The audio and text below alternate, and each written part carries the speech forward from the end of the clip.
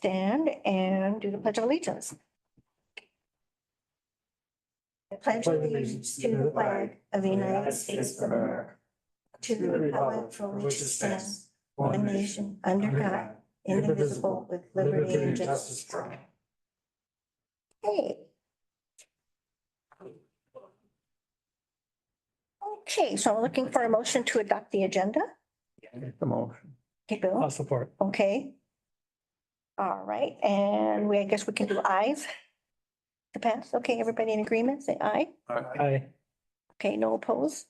All right, next to public comment. Anybody out there? 3 minutes? Nope, okay. We'll close. Next, we have Janelle Mott, the juvenile officer, or the Child Care Fund monthly report. Good afternoon. Hey, Janelle, yes. Did get the reimbursements that we've been waiting for. So we had revenue in the amount of $215,295.54. Expenditures of $110,654.68, leaving us with a cash balance of $217,495.22. Questions, comments, concerns? I do have Did you- questions. I'm sorry, did you say 495? 217, 495? 9:45. Yes, 217,945. I couldn't get my thing to open, sorry. Oh, sorry, yeah, no, that's.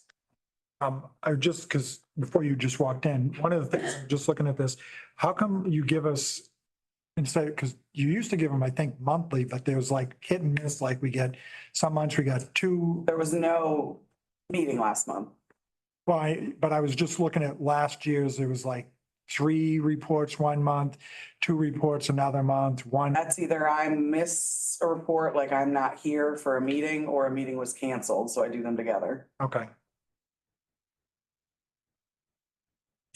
Good. Okay. Perfect, thank you. Good. Okay, so I need a motion to receive and file the report. I'll make that motion. Oh, sorry. Okay, okay, we're good. Everybody okay? Say aye. Aye. Aye. Okay. Okay, next we have Mr. Evans, the fire chief, for reimbursement request. Good afternoon, everybody. Under the ambulance service agreement for the 2024 fiscal year between County of Alpena and the City of Alpena, there are provisions for reimbursement for drug kit restocking fees and disposable EMS supplies. The drug box restocking fee reimbursement allows up to $12,500 and disposable EMS supplies up to $22,500 annually. And that's under section 6 of the ambulance medical equipment subsections G and H. City of Alpena has incurred $12,753.64 in drug kit restocking fees from My Michigan Medical Center Pharmacy for patient care needs for the 2024 calendar year. Those fees are highlighted in the attached document. Disposable EMS supply expenses are $34,872.99 for Boundary Medical, which is a single vendor for the 2024 calendar year. This does not include other sole source vendors we use for specialty disposable items. These supplies are utilized in patient care and also exchanged on a one-to-one basis with the area first responder agencies to aid in reducing financial impact in performing patient care. Disposable items are considered to have a shelf life of less than 1 year and are single-use items. These items are oxygen administration devices, bandages, airway supplies, C-collars, IV supplies, tourniquets, mass casualty dressings, and various other patient care items. At this time, I'm requesting the Alpena County Courts and Public Safety Committee to authorize reimbursement amounts of $12,500 for drug kit restocking and an additional $22,500 for reimbursement of disposable EMS supplies to the City of Alpena. And as always, I thank you for your support and consideration. Okay, so I think we have to have a vote on this because it's paying. I'll make the motion. Okay, I'll second. okay. And so excuse me, Discussion. dissension? Is there any Yeah. dissension? Just discussion. A lot of dissension here. I thought you said dissension. No discussion? I had one question. I'm so sorry. Okay, Yeah, Chief, I noticed you did attach the 2025 contract, but this is for the 2024, and I apologize, I forgot to check. Did the 2024, we didn't change that language, right? So the reimbursement's the same? The reimbursements, what we did, there's no cap on it. Okay. So it's actual reimbursement. So if we expend it, Okay, because actually like the drug box and drug kits, I know that we're almost 14,000 for the end of 2024. Okay, So So- that will go up a little, but we did budget, I think when I gave you the budget report for. okay, I thought so. Okay, I was just because the 25 contract is here, but it's a 24 bill, so it Correct. would go to the previous contract. So when they pay that, that'll come out of the 2024 The budget. budget. Yeah, I just want to make sure that was clear You're able to go back, yeah. And Yeah. Okay. through March. So now we can do it all into one? Both cost, both amounts? But you would do the, Because there's two amounts. There's Yeah, there's, so the 12,000 and then the 22,000. sorry, 1 second.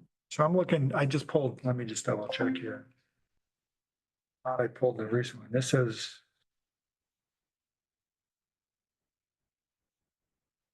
This, I know we did, actually, we increased, didn't we increase that? Because this contract piece that I have, our contract says the 10,000 disposables was 15. Must have been an If you look amendment. at the amendment, which is what we're under for the 24, Oh, that's right. the amendment actually has it as 12.5 and 22.5. Okay, well, I think our motion will be for the 12,500 and the 22,500 or your letter, wait a minute, says. Okay. So, We expended more than that, but we're Okay. only asking to be reimbursed what the contract allows. okay. I would just, you could make the motion to pay the reimbursement as presented. Okay, as presented. Okay, motion to pay the reimbursement as presented.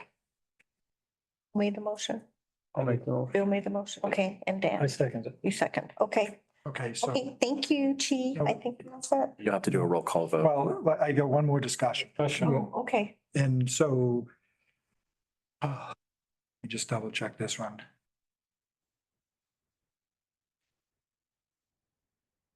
Because I know, I was looking at this year's contract and I know we talked about this, but on this year's contract. And I was trying to see if it said it in that. where- Oh, no, it's last year's. Second.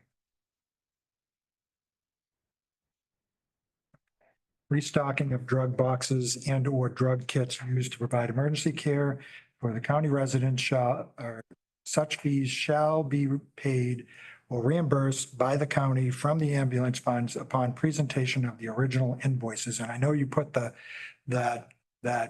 whatever you want to call it, like a report in there.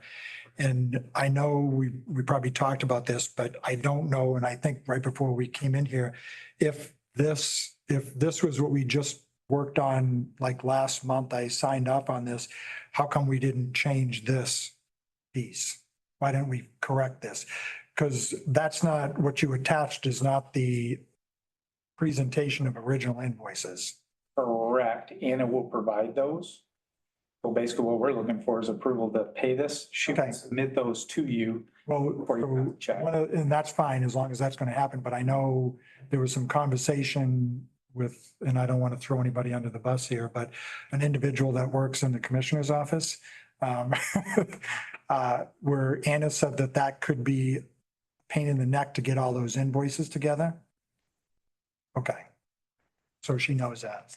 So, Okay, then I'm good with that. yes, if you guys want the invoices, the problem is the invoice is not going to reflect the payment and what you guys have wanted in the past. Yeah. Is proof that we actually. When I talked to the treasurer too, and I said proof of payment, which I guess if you, because that thing that you attached was a copy of, I guess if you will, proof of payment, because I just asked Cindy prior to the meeting, and I said, do you need a copy of this? Because I know we've done it in the past, and I did actually go and get the best I could. It was not easy because the city of Alpena is listed like 4 times in the clerk's office to do some searches, but the Mid-Michigan provided, or in the past, we provided, or you guys have provided a copy of the invoice from Mid-Michigan for payment. That's what we paid. I tried to get a more recent one.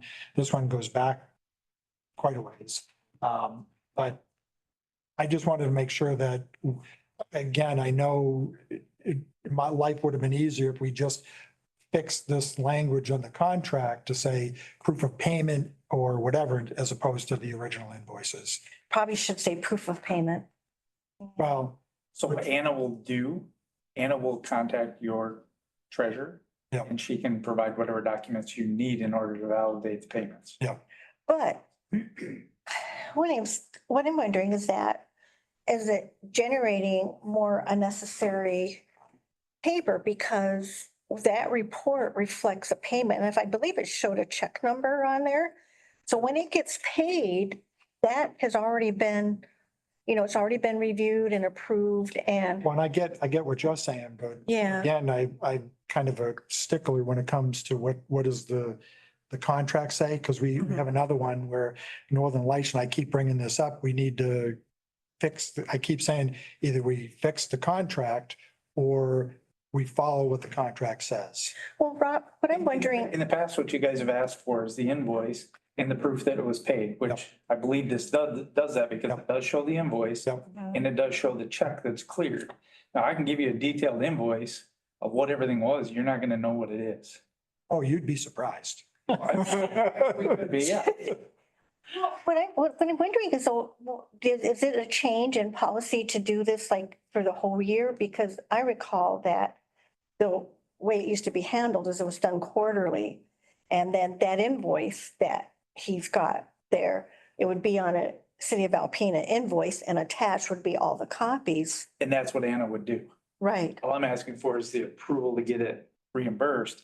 Anna will provide the documentation with basically with an invoice to the county to pay for reimbursement. Okay, so that's kind of like different then, because I just remember just submitting them straight to the treasurer and then we would get payments. Yeah, there was a change with that for some reason. Okay. We are trying to streamline it, but we're still trying to figure out exactly what you want for documentation. Well, and that's what I said to Kim, or not Kim, I keep, Cindy, was that this was attached, which, it's probably, I don't know what your system is it BSNA or? BSNA. So I said, you printed out a report to show what was paid to the Mid-Michigan for, and it even says supplies on here. So I said, is that sufficient? But then I said, let me look at what the contract says, and it says copy. It doesn't really say proof of payment. It says copy of the invoice. So, Correct. In the past, what you guys have asked for is a canceled check to prove that it was paid. And so that's why we're trying to figure out what. well, the canceled check thing, I think this would be good with a copy of the invoice, because a canceled check and I don't know if that's what Anna was saying would be a pain in the neck, but Oh, that would be. That's why I'm hoping Anna will contact your treasurer and say, okay, what exactly do we need? It's been authorized to pay. What do you need in order to cut the check? yeah. Can the contract be amended to reflect that, get that out? Because this has been discussed. Yeah, it's just, Another time. just tweaking, and that's what I said. I said, Yeah. if it's just a matter of amending the contract, we do an amendment, we say, okay, we're both good with that, and then Yeah. next time we do a contract, it should be reflected in that. You guys also have an ambulance fund purchasing policy too, correct? Yeah. Because I actually think it probably could be addressed there rather than the contract. Totally up to you guys, but that is a spot that actually addresses how reimbursements are requested and paid out by the county. Okay. So that's just another project that we could put on to revise that fiscal policy for you to get back to the county and Okay, you guys. okay, thank you. Okay, so now we need to take a roll vote to approve payment to the city. We have the motions and take a vote. Commissioner LaHaye, Yes. Commissioner Ludlow, Yes. Commissioner Kozlowski, Yes. Commissioner Bray. Yes. Thank you. Okay, thank you. Okay, so next we have Kim Elke, Emergency Management Coordinator. Good afternoon. Hi, Kim. Happy New Year. To you. So a few updates for you today. So I thought you might be interested in some stats for last year. So for the year, we had 9,488 calls for assistance. But we had 26,903 incidents that we processed, and the difference in that is traffic stops, things like that we don't actually receive a phone call for, but they get entered into our system. So we had 26,903 incidents that we processed through central dispatch last year. Amazing. We remain fully staffed, which I'm very thankful for. 911 staffing shortages are rampant through the state and across the country. So that's not anything that I take for granted on a daily basis. We are fully staffed at 10. And we also have a part-time person who works when she can. If we have an open shift that she can fill, she fills that versus offering it for overtime. And she's fully certified as our 10 full-time people. One stat that you might find interesting, we had 410 text conversations from dispatch last year. 110 of those were started from the user end. Someone calling, texting for assistance. 300 of those were from initiated on our end, where typically those are hang up. Somebody calls 911 and they hang up. And so instead of calling them back, we'll send them a text back. But we had 410 conversations by text from dispatch last year. Can I ask a question on that? So Yes, you reach back out to someone if I accidentally called 911. don't hang up. Okay. Well, my daughter did it one time when she was younger because she was trying to call my wife, which her number is 916. Yep. And she hit the one twice and automatically to It 911. does. So we have, She hung up and then we had a police officer show up at the house and say, is everything okay? yeah, we call or text. Question is, so if someone like that, you call and nowadays it's more all with cell phones. So do you actually call back the cell phone or do you text back the cell phone? A lot of it depends on how busy the dispatchers are. If they're really busy, they can throw a text back faster than they can call. But sometimes they do call, sometimes they text. And then when you send a text to somebody that like was a hang up or whatever, do you 99% of the time get a text back saying, sorry, my bad? Yeah, so they have a pre-canned text in the system that we use. And it says something like, this is Alpena County 911. We had a call from this number. Do you have an emergency? If you need us, please call 911 or you can respond to this text. Wow. And a lot of times they'll call back, they'll just text back and say, no, it was an accident, sorry. We did have a problem for a while. We were finally able to get it resolved, but the hospital used to have, like at the county, we press 8 to get an outside line. At the hospital, it was 9. So if somebody if they pushed 9 in their patient room or from an office, they would press 9 for an outside line and then 1 to dial long distance. And then if they hesitated, like to look up the number, it would dial into us. And that was a daily occurrence. It was really frustrating, but we were finally able to. The hospital got a new phone system, and when the system was installed, they changed it to an 8 for the access digit versus a 9. So those calls are pretty much gone and history now, but it was very frustrating for a long time. And especially, sometimes they were elderly patients and they didn't realize that when you dial 9 and a 1, if you don't dial anything else, it finishes the call for you. Yeah, so. I'm kind of wondering, because the selling point on my smartwatch is that if I fall, it will call. Yeah, that's a mixed blessing too. Yes, They call me back. yeah, we've had people, they drop their watch and. Or they call me if I fell. It's a while mixed walking. blessing. Yes, but if you fall, it will call us. Yes. Oh my God. Yes. So, couple of emergency management things for you. So Region 7 received a couple of grants this year for communications. And so we were able to obtain 5 new laptops for our EOC. Oh. And those would be helpful if we ever had to activate the Emergency Operations Center. But sometimes we hold trainings there, so if somebody comes and they don't have a work provided laptop, we can provide them a laptop to complete their training. And so we received those at no charge to us through a Homeland Security grant. So we have 5 laptops. Last year, they bought us a color printer, a large screen TV for our Emergency Operations Center, and some other miscellaneous things that we received from the grants that the region received. So we appreciate those things because our budget does not allow for such purchases. So I'm really, I'm excited. I have been trying to get in touch with Lake State Railroad for a couple years now about doing a training with them. And they have finally responded. So we're gonna be scheduling a, what's the word I want? I don't wanna say disaster, but we're gonna be doing a, an exercise with them this year. We're gonna start with a tabletop. And they also have a car that they are retrofitting to be able to use for training. It's one that's not gonna actually be active on the rails anymore.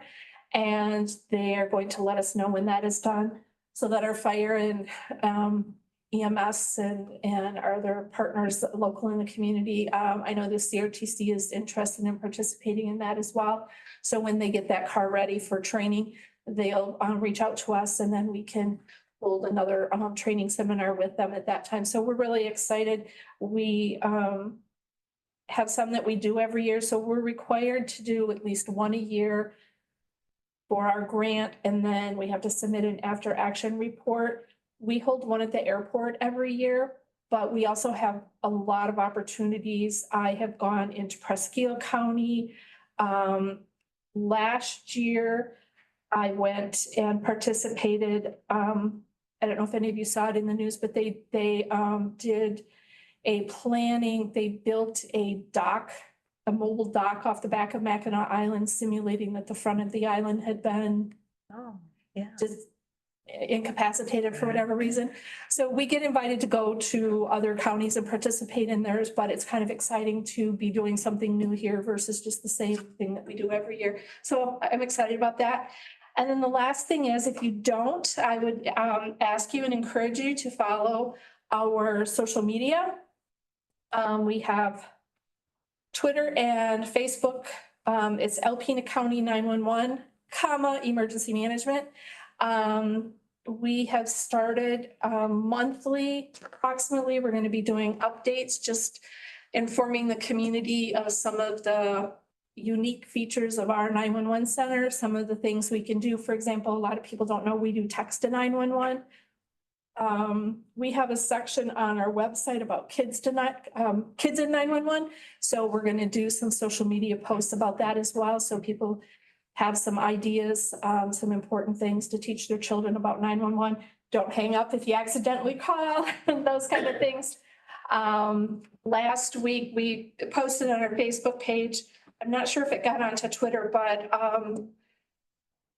one of the MSP, I'm not sure what his title is, but he goes into the schools, does community things, was out at Wilson School, and we were able to use our video tools, and our lead dispatcher was able to video into the classroom and interact with the students there and taught them some things about 911. So we're really excited there. Our surcharge goes back on the ballot next year, which right now is the max that the state allows us to collect is $3 per phone or device. So that will go back on the ballot next year for the community to hopefully reapprove. So we want to make sure that we're getting our information out there and letting the community know what we do with that money. So That's wonderful. that's what I have. Thank you, Kim. Anybody has any questions? I'm not on your social media because I'm taking a hiatus from social. I don't even More than believe. mine. Thank you, Kim. Now, is this a report that we file? It's not, it gets It's filed? just information. Information? Okay, thank you. And next we have Sheriff Eric Smith. Afternoon. hopefully you guys got the attachments I had sent over. Yes. Deputy Mike Lash, who's been assigned basically the court house, I call it the court campuses, both sides of the road. He's been running with our new tether alcohol and drug testing programs. Just to give commissioners a little backstory on how we got to this point. 2 years ago or so, after some increased security issues here on the campus, I decided to put a deputy right here assigned here. Mike Lash was the one that filled the position. He, like I said, he's here Monday through Friday. Excuse me, Yeah. you say here, this, He's in the next building over. the next, Yeah. building? Okay, Kind of rotates through all of them. okay, He's also the one, when we got our ACC contract, we then split him 20 hours here and 20 hours over there, and then took them from the college. But part of the good thing about having him on the campus here, he devised this alcohol and drug testing program. He saw the need because of jail reform, not as many people are coming to jail, so the drug and alcohol testing is just another tool for our judges to hold people accountable.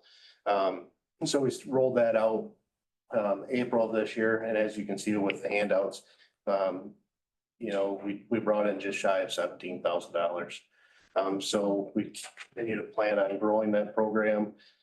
We also, hopefully the revenue is offsetting the 20 hours that we're paying him to be here, but also the increase in bailiff duties. So it's just a good program. I just wanted to give you guys an update. The tethers are now coming online. So hopefully we can keep the revenues going up, so. So the inmate, or not inmates, but the individuals have an option to be tethered or go to jail?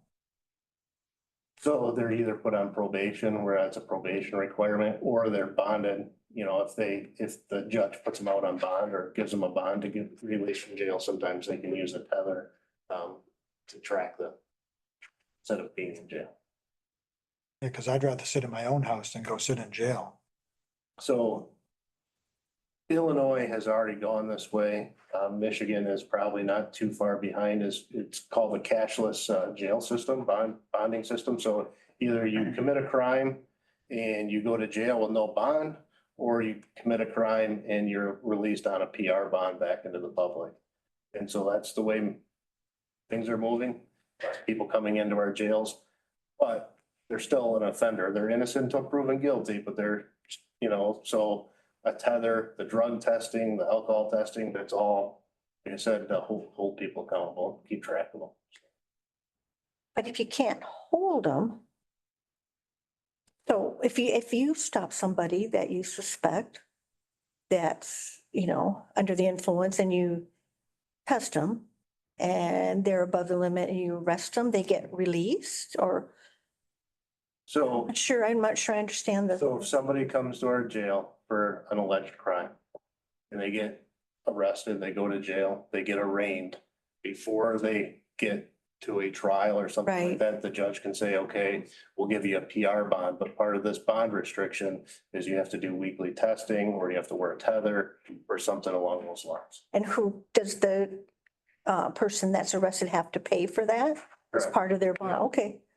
Okay. And this is what you collected by doing that. So I understand. what we need to do is put her through the system, see if she gets it.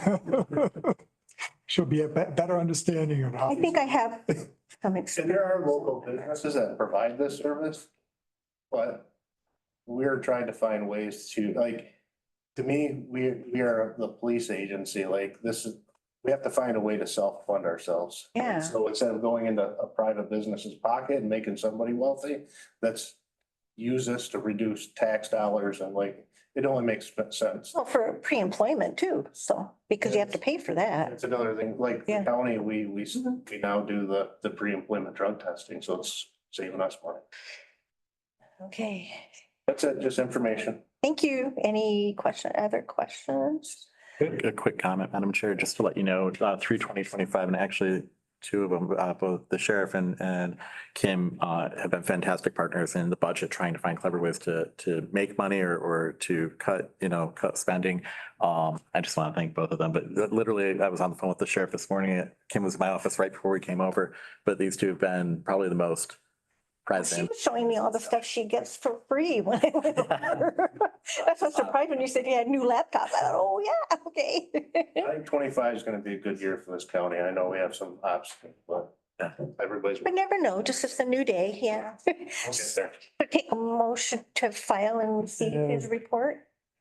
No Thanks, Eric. Yeah, it's just informational. So yeah, I don't, am information, thank you.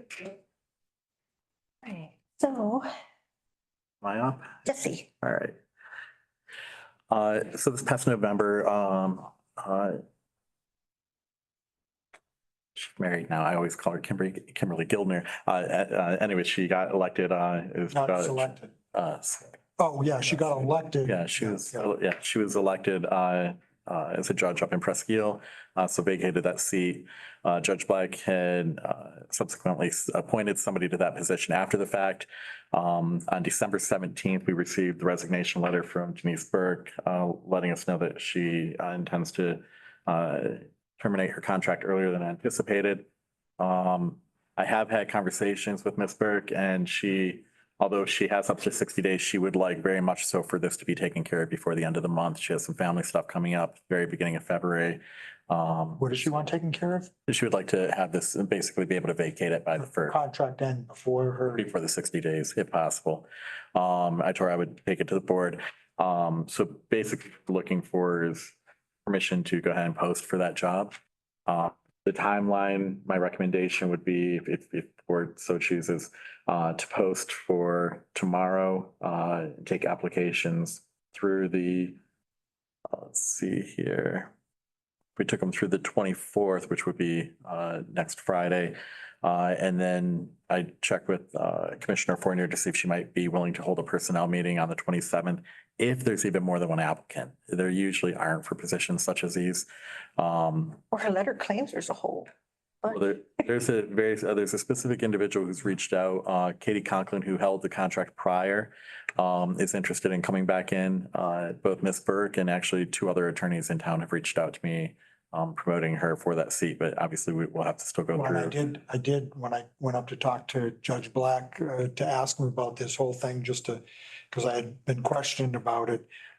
He mentioned to me about Katie having some interest to come back. Okay, so we did receive an email from her, but it was after this already came out, and I was not going to put it forth before we do the posting, but personnel could do a special meeting on the 27th to interview applicants if there are any, and the full board could vote on filling it on the 28th. Then that way we would be having somebody that could pick it up on February 1. So the biggest problem with this whole thing is over the last number of years, since we've had family court, when Judge Black was actually the prosecuting attorney, that was brought to us because I think it was, what's his name? The city judge, Bill Piper. Bill Piper was doing it. His law firm was doing it. And because the number of people in the law firm, you're limited to individuals that can do that. It got to be more than they could handle. And at the time we were only reimbursing them, I think it was $100,000. And for them, it wasn't worth it to continue to do that. So after that, Judge Black came to, I guess, I don't know what committee it was, court, something, one of the committees, and said he could get some individuals initially to take on that need that we had. So he came up with like 4 or 5 individuals. I think it was 5 individuals. We ended up paying them a little bit more than we were paying Bill Pfeiffer's firm.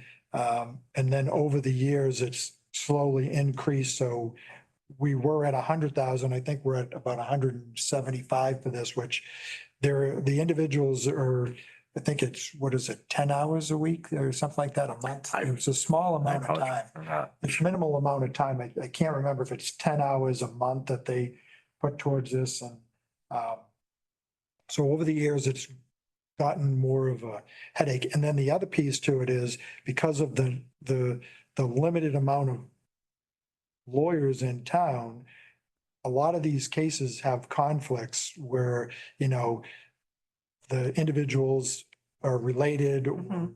you know, the people that, the lawyers that we have defending may know somebody, so there's always, and even with Commissioner, if you could- MIDC. yeah, if you could. So what would happen is we usually have three. We have one that defends the father, one that defends mothers, and one that defends the children.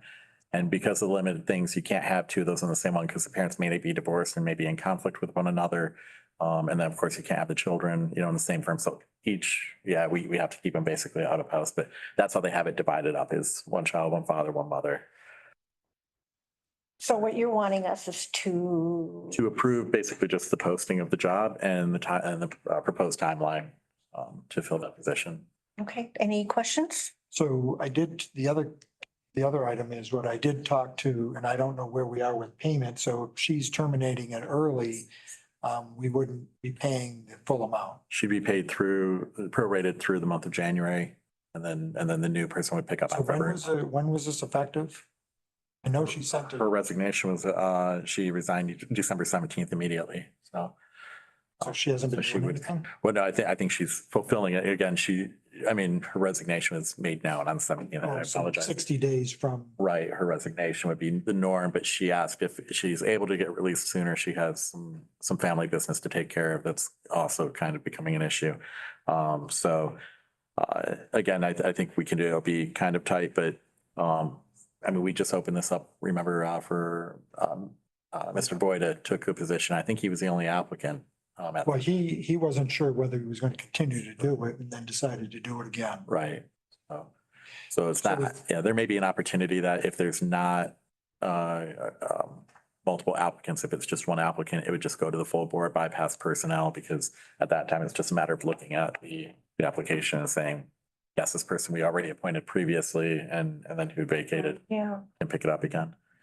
okay. So again, just looking for permission to post and use the proposed timeline. Okay, so we need a motion. Paying this person, Excuse me? what are we paying? What's the salary here? I thought he said 107. 500 a month, somewhere around there. Second, let's. In the contract. I just pulling it up now. Does it say the total? It's what It is does say in the back of the contract. Doesn't have it up. I'm just trying to find it. I was gonna ask, but I didn't look. Sum of $3,800 per month. That's what I thought I remembered. What was it again? 3,800 per month. 2,800, yeah. 3,800. So she would not receive a month of, Correct. She'll continue through the month of January, and then Ms. Conklin would begin in February, so it'd be seamless. And what we'd probably do is just have them fulfill the contract as is currently, and then they'll have to reapply once it's voided. So she'll just, what's that? rather than having a full contract, she'll just fulfill what's on the current contract, Huh? and then it'll open up again. So it's like a partial term, like. Oh, okay, Yeah. okay. So we need a Well, motion. her contract goes through 26. Right. Okay, so we need a motion. Make the motion. We'll make motion, support, I'll support. and support. Okay, vote. I think A's. I think ayes will do. Oh, you're Waste of- spending money. Voice, yeah, okay.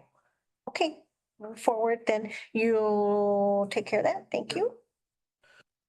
Okay, item number 2, and I was just talking to the chairman about this, that he may have to chime in because this is a fairly new thing for me, but according to our contract, I guess it's built in that these amounts be paid, so it's just to form a formal vote. I kind of figured, yeah.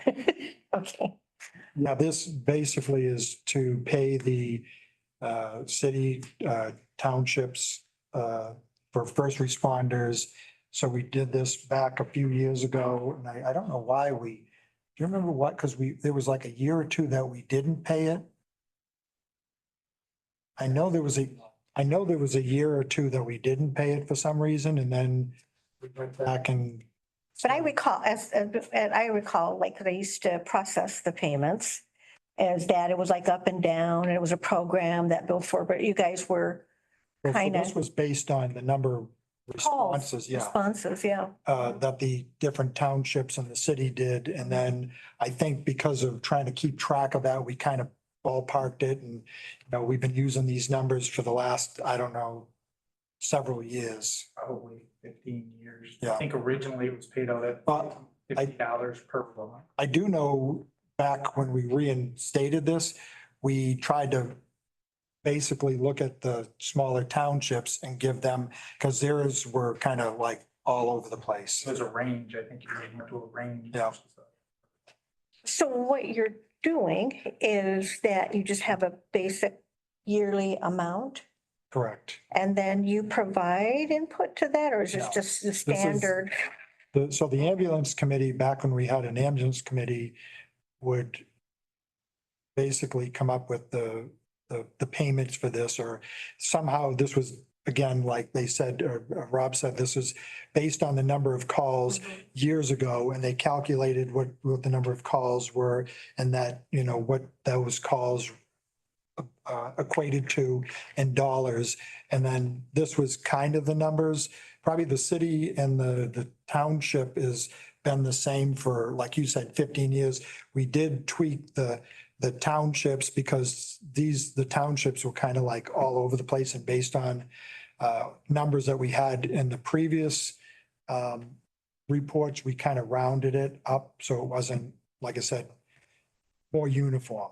Because I always thought it was something that was reported and that they kept track of it and then paid on it. I didn't realize it was a budgeted yearly amount. Way a ways back, because when medical control used to approve the payments, because basically the hospital medical control Yeah.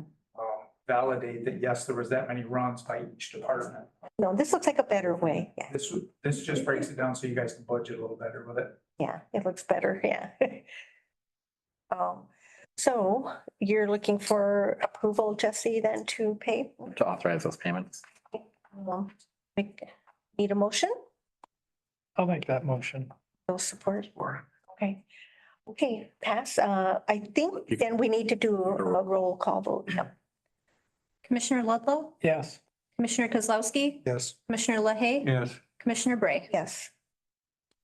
Okay, Madam Chair, if you'd like, just, and this is pretty typical in this committee with these three, unless there's questions, you can loop those three in together for a motion to approve and file or accept and file those three reports all at once. all at once? If you'd like. Okay, anybody I has wondered about that.